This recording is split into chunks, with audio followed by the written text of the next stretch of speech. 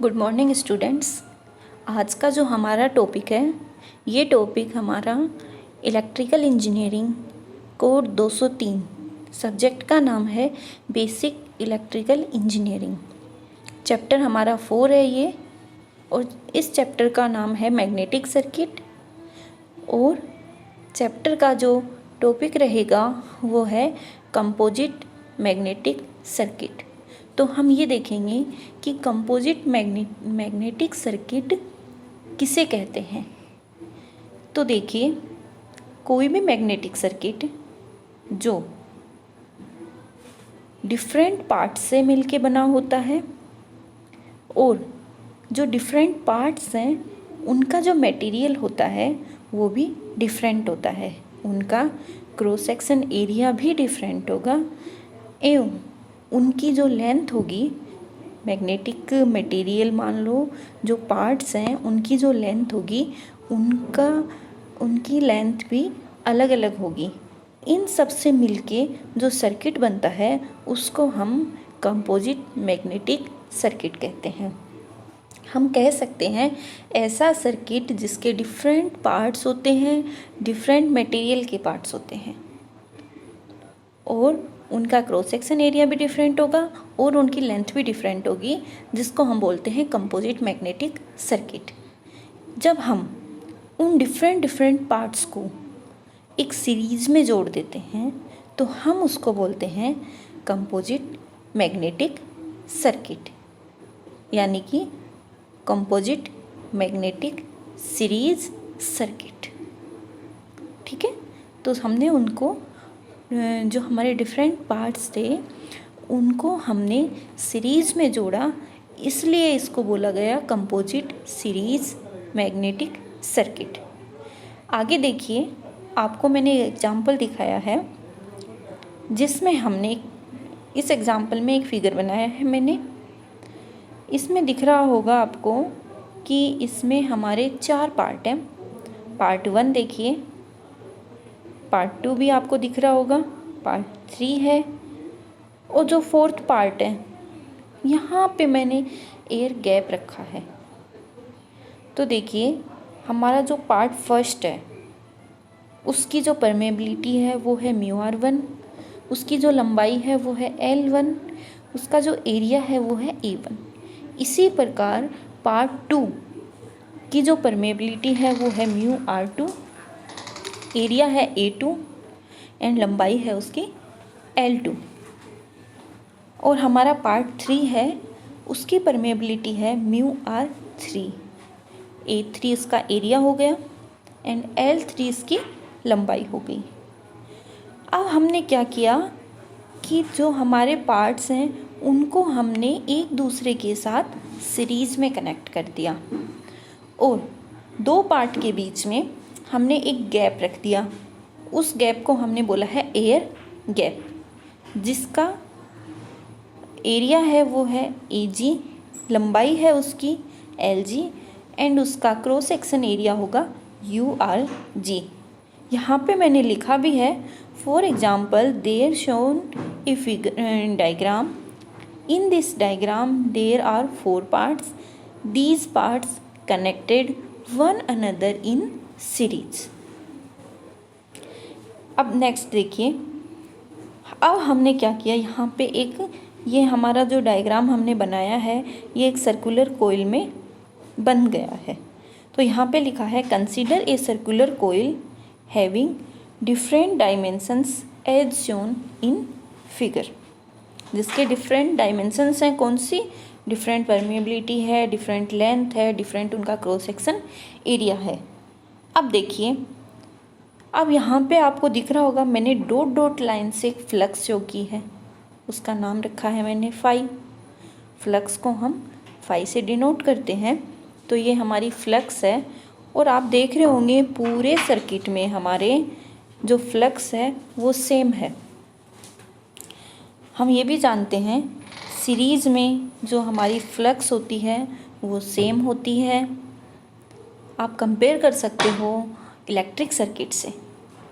Electric circuit में क्या होता है, जब हमारे किसी सर्किट को सीरीज़ में जोड़ते हैं तो धारा का मान सेम रहता है पूरे सर्किट में, और जो वोल्टेज होता है वो डिफरेंट डिफरेंट होता है। तो ऐसा ही हमारे मैग्नेटिक सर्किट में होता है। मैग्नेटिक सर्किट में क्या होता है, फ्लक्स का मान सेम रहता है जब हमारा सर्किट सीरीज़ में हो। तो यहाँ पे हमने क्या किया, कोई भी हमारा जो सोलेनोइड बोल सकते हैं या कोइल बोल सकते हैं, इसके एक पार्ट पे हमने एक तार लपेट दिया है, इस पे तार लपेटा है। और ये तार कितने नंबर्स हैं, इसके टर्न्स कितने हैं, n नंबर ऑफ टर्न्स हैं। और हमने इसको एक सोलेनोइड में कन्वर्ट कर दिया है। अब हम क्या करते हैं, इसमें जब हम इसमें ईएमएफ देते हैं, कनेक्ट करके हमने ईएमएफ दिया तो एक करंट फ्लो होगा वायर के अंदर से। तो इसने लिखा है current I is passed through the solenoid having n number of turns wound on the one section of the circular coil. यानी कि सर्कुलर कोइल का कोई भी एक पार्ट को हम किसी वायर से वाउंड कर देते हैं और उस सोलेनोइड में कन्वर्ट हो जाता है और उसके अंदर हम करंट पास करवाते हैं। ठीक है, तो क्या होगा, जैसे ही करंट पास होगा तो एक फ्लक्स सेट हो जाएगा, सेटअप होगा एक फ्लक्स जो हमारा है फाई। अब हमने क्या बताया है, A1 A2 A3 मैं आपको बता चुकी हूँ क्या है, L1 L2 L3 भी बता चुकी हूँ, UR1 UR2 एंड UR3 भी मैं बता चुकी हूँ, और AG LG UG ये भी मैं आपको बता चुकी हूँ। अब देखिए मैंने आगे लिखा है we know mu equals to mu naught mu R. ये हम चैप्टर के स्टार्टिंग में पढ़ चुके हैं। यहाँ पे म्यू आर क्या है, relative permeability, and mu naught है कांस्टेंट परमेबिलिटी। यानी कि म्यू नॉट की वैल्यू फिक्स रहती है एंड म्यू आर की वैल्यू डिपेंड करती है कि आपके पास कौन सा मटेरियल है।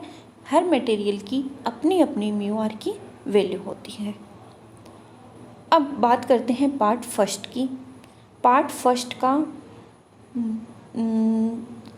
फर्स्ट की परमेबिलिटी क्या होगी, तो म्यू वन, पार्ट फर्स्ट की परमेबिलिटी होगी mu naught into mu R one, क्योंकि म्यू होता है mu naught, mu R one की हो गई mu one equals to mu naught into mu R one. Part second की परमेबिलिटी क्या होगी, mu two equals to mu naught mu R two. इसी प्रकार पार्ट थर्ड की हो जाएगी एंड एयर गैप की क्या होगी, mu naught equals to mu naught mu R G. अब हमें पता है एयर के अंदर रिलेटिव परमेबिलिटी क्या होती है, यानी कि एयर में म्यू आर की वैल्यू क्या रहती है, वन। ये फिक्स है, बाकी डिपेंड करती है मटेरियल के ऊपर। तो यहाँ पे म्यू जी किसके बराबर हो जाएगा, जब हम म्यू आर जी की वैल्यू रख देंगे वन तो म्यू जी हो गया हमारा म्यू नोट के बराबर। म्यू नोट हो गया, म्यू नोट होता है 4 pi into 10⁻⁻7 henry per metre. ये कांस्टेंट वैल्यू होती है म्यू नोट की। आगे लिखा है the total flux phi weber is to be produce in the circuit by MMF. यानी कि एक मैग्नेटिव मोटिव फोर्स लगता है जिसके कारण हमारे जो सर्किट में एक फ्लक्स प्रोड्यूस होती है, फ्लक्स का मान होता है फाई। कोई 5 वेबर की फ्लक्स है जो हमारे सर्किट में प्रोड्यूस हो रही है जब हम एक एमएमएफ लगा रहे हैं। एमएमएफ होता है एन आई। एन क्या है, नंबर ऑफ टर्न्स, आई है current. So we find total MMF in this circuit. There are 2 method. अब हमें सर्किट के अंदर एमएमएफ कैलकुलेट करना है, जो होता है जो कितना होगा। सर्किट आपको दिखाया गया है। अब हमको उसकी एमएमएफ ज्ञात करने के लिए हम दो मेथड यूज़ में लेंगे, method first and method second. हम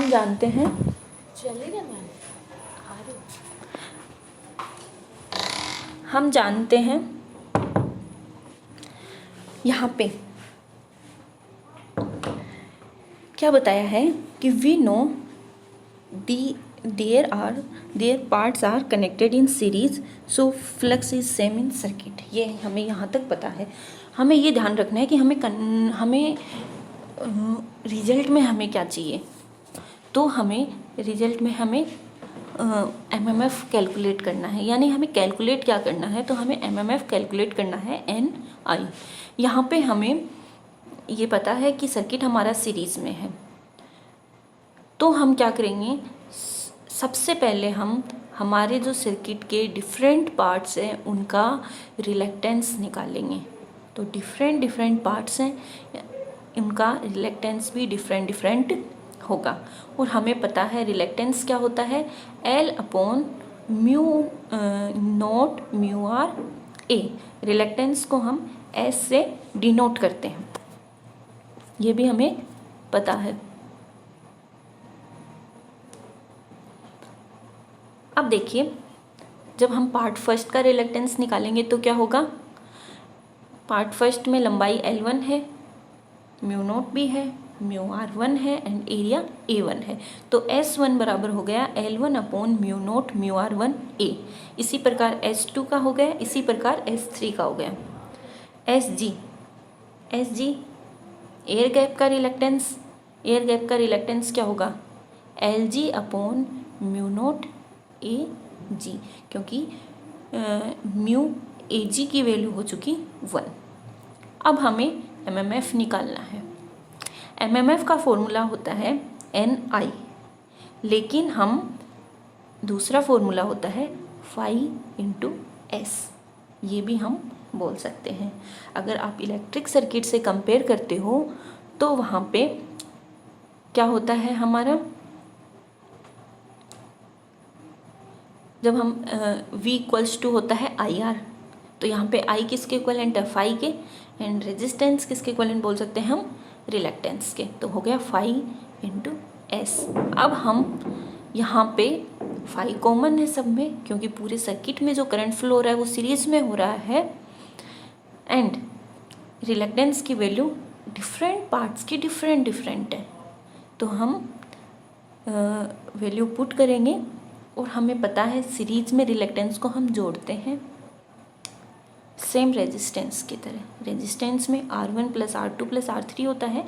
इसी प्रकार मैग्नेटिक सर्किट में S1 plus S2 plus S3 plus S4 dash होता है। तो यहाँ पे हमने S1 S2 S3 कर दिया, एयर गैप का रिलेक्टेंस भी लिख दिया, फाई कॉमन था उसको हमने बाहर रख लिया। तो ये जो वैल्यू आई आ गई हमारे पास टोटल एमएमएफ, यानी कि हमें इतने एमएमएफ की रिक्वायरमेंट होगी इतना फ्लक्स प्रोड्यूस करने के लिए। ये था हमारा फर्स्ट मेथड।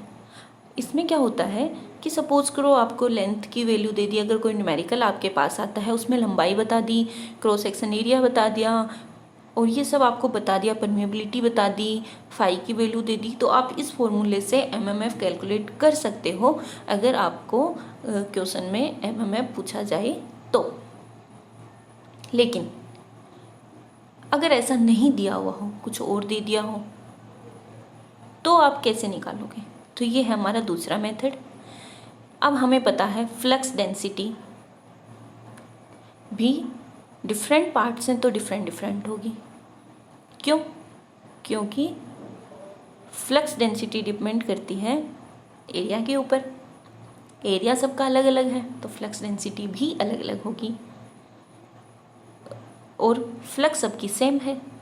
तो अगर आपको फर्स्ट पार्ट की फ्लक्स डेंसिटी निकालनी हो तो क्या फॉर्मूला पुट करोगे? फ्लक्स डेंसिटी का फॉर्मूला होता है B इक्वल्स टू, जिसको हम डिनोट करते हैं B से, फाई अपॉन में ए, तो B1 हो गया फाई अपॉन में A1, B2 हो गया फाई अपॉन A2, B3 हो गया phi upon E3 and BG air gap का फ्लक्स डेंसिटी हो गया फाई अपॉन में AG। और हम जानते हैं B इक्वल्स टू होता है mu naught mu R H, तो B इक्वल्स टू हो गया म्यू H, H बराबर B अपॉन म्यू, ये हमने फॉर्मूले से कैलकुलेट कर लिया, H बराबर B अपॉन म्यू। अब हमें क्या करनी है, फील्ड स्ट्रेंथ निकालनी है डिफरेंट पार्ट्स की। ये थी हमारी फ्लक्स डेंसिटी, अब हमें निकालनी है फील्ड स्ट्रेंथ। वो क्या होगी, H बराबर होता है B अपॉन में म्यू नोट म्यू आर। कैसे, क्योंकि हमें पता है H बराबर हमने लिखा है B अपॉन म्यू, तो हम इसको लिख सकते हैं H बराबर B upon mu naught mu R. तो यहाँ पे फर्स्ट पार्ट की H1 हो गया, सेकेंड पार्ट की H2 हो गई, थर्ड पार्ट की H3 एंड एयर गैप की हो गई Hg। एयर गैप की मैंने लिखी है Bg upon mu naught mu R जी, म्यू आर जी की वैल्यू 1 है, तो Hg हमारे पास हो गया Bg अपॉन म्यू नोट। अब देखिए, अब हम क्या करेंगे, हर पार्ट्स का अलग अलग MMF निकालेंगे और टोटल MMF के लिए क्या करेंगे, सारे पार्ट्स के MMF को जोड़ देंगे, जो हमारा टोटल MMF आ जाएगा। तो H बराबर होता है NI अपॉन L। NI क्या है, यहाँ पे MMF है, अपॉन L। तो अगर हमें फर्स्ट पार्ट का MMF निकालना हो तो MMF 1 हो गया H1 L1, MMF 2 हो गया H2 L2, MMF 3 हो गया S3 L3 and air gap का हो गया Hg Lg।